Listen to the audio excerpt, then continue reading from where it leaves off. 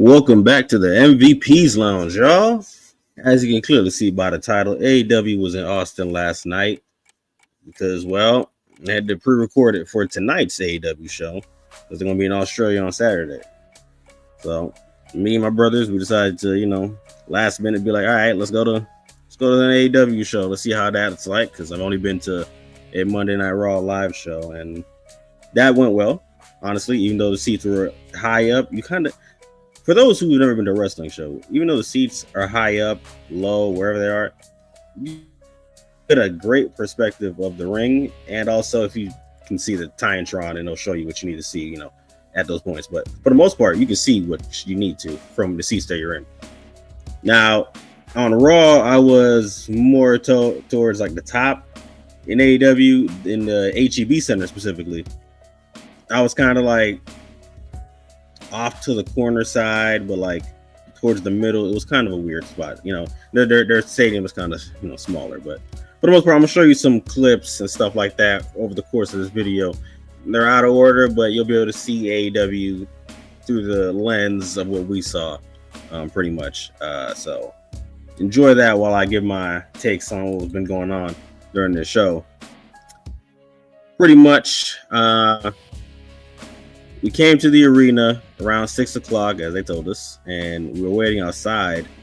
Unfortunately, it was like kind of like raining a smidget, more like a light drizzle outside, and then it was kind of cold, so I only brought a t-shirt. I didn't bring a hoodie like my brothers did, but at the time we were waiting in a long line, and I'm like, yo, what the hell's going on? Like, why are we just waiting here outside for this long? Like, bro, the hell, like, the security staff at the HEB Center is terrible. Absolutely terrible. They're good. Like, they're taking forever to open the doors, to let us in. Like, niggas trying to get to the stands before other people get in there, and then so they get their food. You know what I'm saying? So eventually, we finally get in there around we got there around 5:59. We didn't really get into 6:15. And then we had to go to those lines to try to grab food and stuff like that. But eventually, when we did get in, after all that debacle, also, side note, when we were outside, a lady came down the lines with something. Anybody that has a sign, you have to have something on the front and back, or it's not getting in at all. So there was a girl that had a sign, and she was scrambling, looking for somebody with a pen or a marker or anything, so she would write something on the back. Yeah, it was kind of tough for her. I don't know if she found it or not. But yeah, so we get inside, grab some food, and pretty much over the course of the time that we were there, they pretty much started out with some Ring of Honor matches. And honestly, during that time period, I was like, yo, I don't know none of these folks, bro. Yo, I was like, hold on. Hey, who are these niggas? I cried laughing. Son, I was like, yo, what is going on? What in the world am I looking at? I don't know none of these folks. None at all, bro. None at all. It didn't make no sense to me what I was watching. Yeah, it was nah, don't get me wrong, some of the stuff was entertaining. Like some of the women's matches, well, the women's match was meh. There was a guy named Dark Panther. I expected him to be black. He wasn't. I mean, his ring gear was black, but that's it. But yeah, I was like, yo, I don't know what's going on right now with these guys. I don't watch the ROH product, so I was confused. So they were running, I think they ran 3, I believe it was 3, maybe 4, but I think it was 3 ROH matches before they started the AEW Dynamite taping. And at that time, we were like, all right, judging by what I saw online, the only thing I knew on the card that was happening was Hurt Business and Gunn Club for the tag titles, and then the trios titles were on the line with Adam Cole and the rest of Undisputed Kingdom against the Death Riders. And then the only other match I knew was MJF and Dustin Rhodes. So besides those 3, I didn't think anything else was going to be on there until we got there. So eventually they added other matches onto the card. They added Megan Bayne, aka Jose Lothario, Shouts out to Soul. Against some random local talent from Austin, I believe. They ran Kris Statlander and Penelope Ford. Yeah, so those are 2 extra matchups they added. Oh, also they added Samoa Joe, Shibata, and Hook versus Bailey's ex-husband and 2 other trash niggas that I have no clue who the hell they were, but yeah. But yeah, those were added to that card. So like 6 matches total, and then they added a bunch of other segments from people like Swerve and Harley Cameron and Death Riders and stuff like that. So that kind of filled up the time slot as well. But yeah, for the most part, I'll say the most enjoyable thing, 3 most enjoyable things from that night was the Hurt Business, the Death Riders match against Undisputed Kingdom, and Hangman Adam Page. Those were the 3 most enjoyable moments of the entire night, personally. Because when you're in like a WWE atmosphere, sometimes it feels like when it's something that they don't care about, they don't care about it. Like they'll just leave it as it is and let it be dead. But an AEW crowd, they tend to be for most of everything. So for example, like right now on the screen as I'm speaking, Fuego del Sol was out there for one of those Ring of Honor matches against some guy. I have no clue what the hell his name was, but I do know the moniker said something about Vanilla Baby. Fuego del Sol got the Austin pop, and I'm like, what the hell's going on?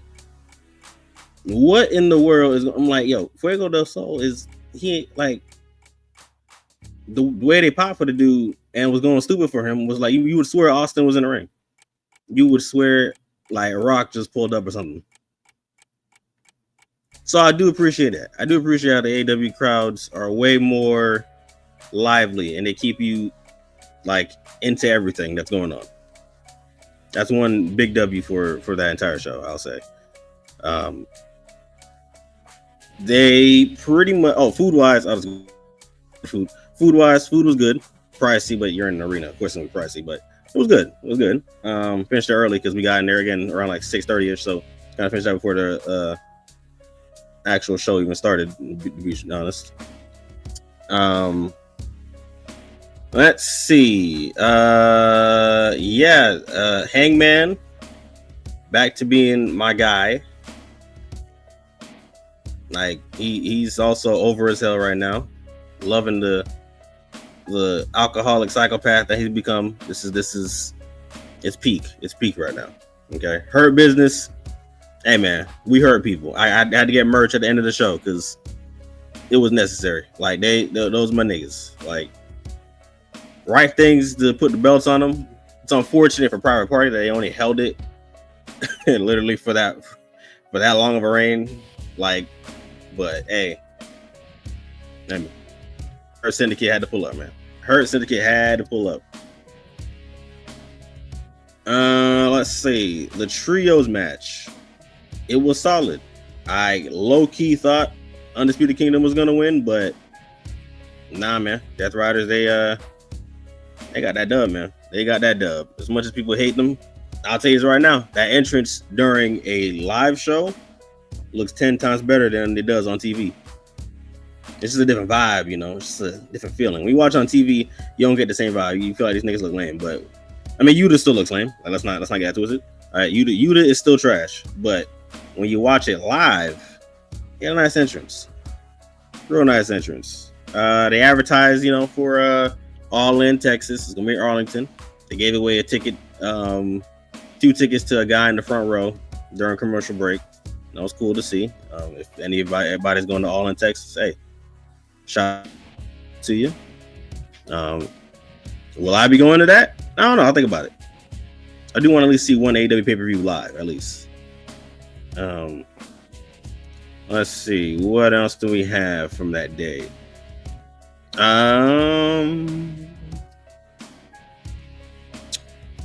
The Pyro Now, I've experienced pyro on Monday Night Raw, but in AEW, when you're again in a more still contained arena and you're a little bit closer, the sounds just like rumble through your entire body. So I'll say, production team, you had a W today for not messing up on anything and keeping everything concise.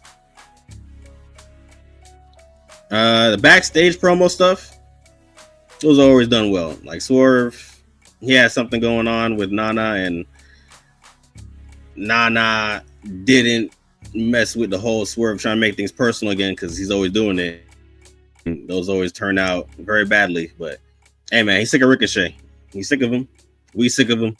So it might be time to get rid of that nigga, to be honest with you. All right. If you got to do what you got to do, Swerve, right? Do what you got to do. Harley Cameron had a music video performance that I'm going to post in my YouTube shorts that was actually entertaining. Yeah, she's got all kinds of talent. She can sing, rap, ventriloquism.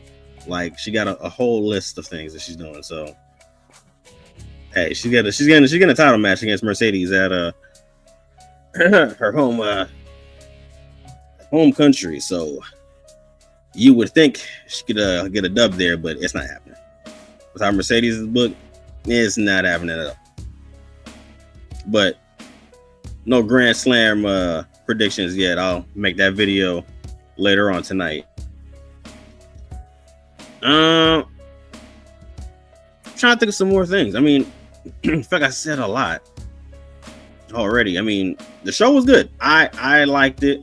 My first AEW show, for the seats we were in, for the cheap price that it was, I liked it. It was a great first show that we got to see. Like, it was good. Honestly, I recommend it to people, especially if you've never been to one. AEW is a nice way to start out, if I'm being honest with you.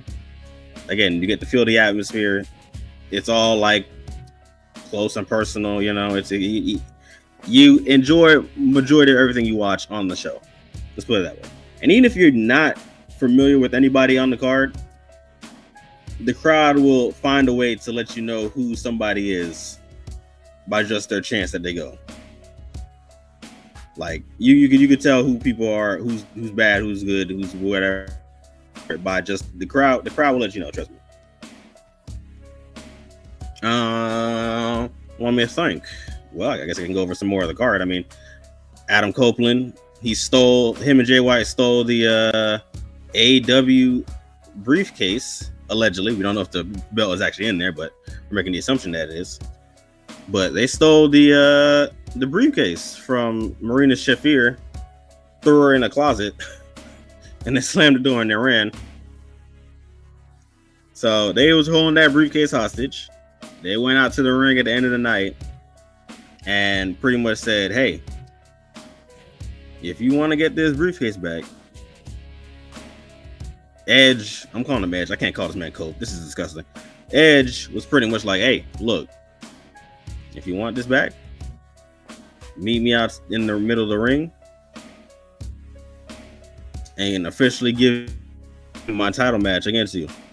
So he went out to the middle of the ring with Jay White, and he took out his 2x4 with spikes in it to break open that case. He's like, I'm gonna break this case open if you don't come out here. Moxley eventually comes out there. He's like, all right, fine. He's like, listen, sure, I'll give you your match. You can have a match for me for the AEW World Title, but I'm gonna break your neck when we're in that ring. And then Edge is like, all right, bet, say less, but I'm still gonna break this case open. And as he's trying to hit this case with this 2x4 with nails, it wasn't working at all, by the way. Eventually Death Riders get in there, and then they start stomping him out. They take the case back, but Edge and Jay White mount a comeback to knock him down, and then they escape. And Jay White pretty much promotes Grand Slam on Saturday, saying he's gonna put them 6 feet under on Saturday, and he won't even make it to the title match. So, hey, shouts out to them. And that's how they pretty much end Dynamite, but they pretty much added a bonus match at the end of the show with more ROH and the CMLL lucha things, which we didn't stay for. We were like, we only saw a smidge of it before we went out and left. But for the most part, it was again, if you're going for a jam-packed wrestling show, this show gave it to you. You know, they gave you hella matches before the show, during the show, and bonus one after the show. So kudos to them. You know, kudos to Tony Khan for giving the people that, especially with the price that they paid, like a cheap price, and you get all these matches that you get to see. You know, ROH, you get to learn about some of the new people there and all that stuff. So yeah, I mean, it was nice. Shout out to my boy Daniel Garcia. Yo, I popped heavy for when he showed up. I ain't gonna lie, like the sound ain't on, but I popped heavy. I'll probably post that clip on YouTube Shorts as well. But yeah.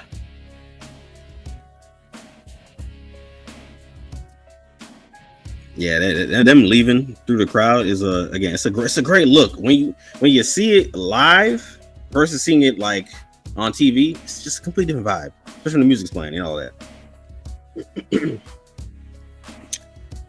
Let's see. Am I missing anything else?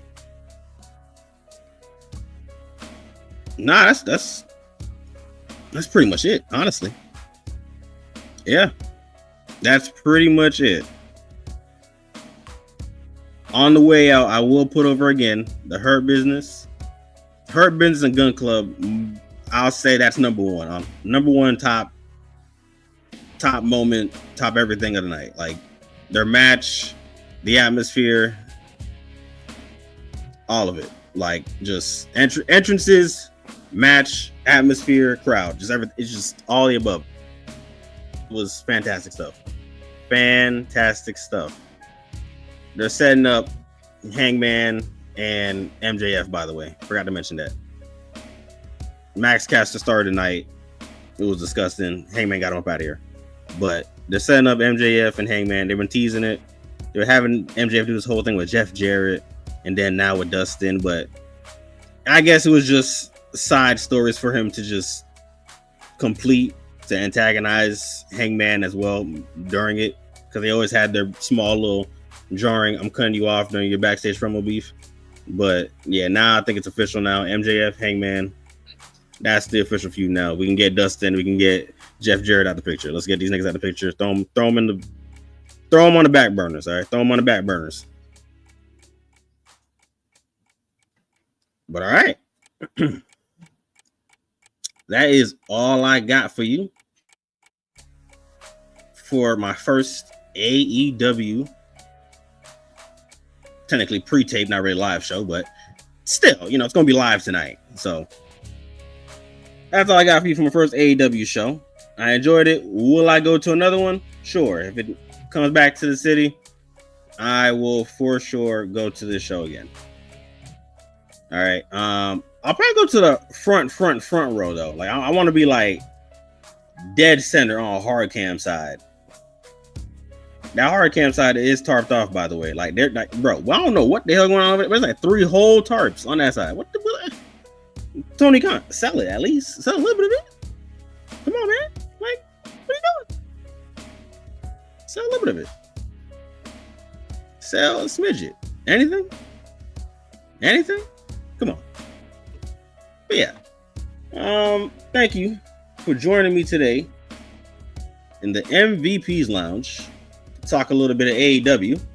Be sure to like, comment, subscribe, share, like, comment, subscribe, share, like, comment. Most important part, comment. Like, bro, say something. It's AEW. I'm pretty sure you got something to say.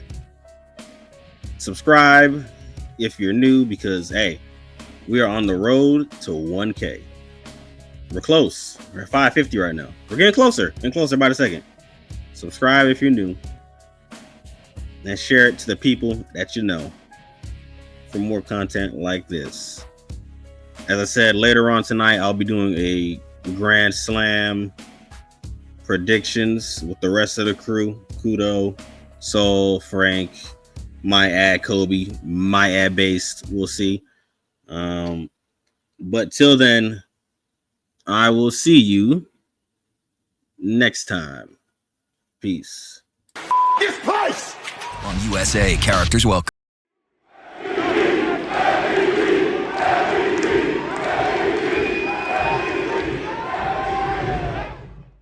You must be sleeping under a rock or something.